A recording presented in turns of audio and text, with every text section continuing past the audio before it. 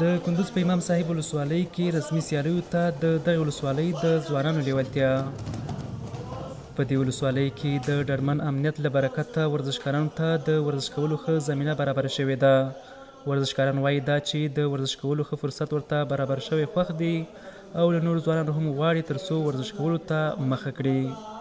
فعلا امنیت تامین است. با خاطر ما میایم شب تا 10 تا 9 11 فجر اینجا می باشیم، ورزش خودم میکنیم دیگه. ورزش خوب است، ضامن صحت است و از جوانان خواهش میکنم ورزش کنن که تا از مواد مخدر و دیگه جلوگیری میکنن. ما توانایی از زیرا داریم که فایت بیرون کنیم و توانایی زیرا داریم که د وطن خود افتخار بیاریم.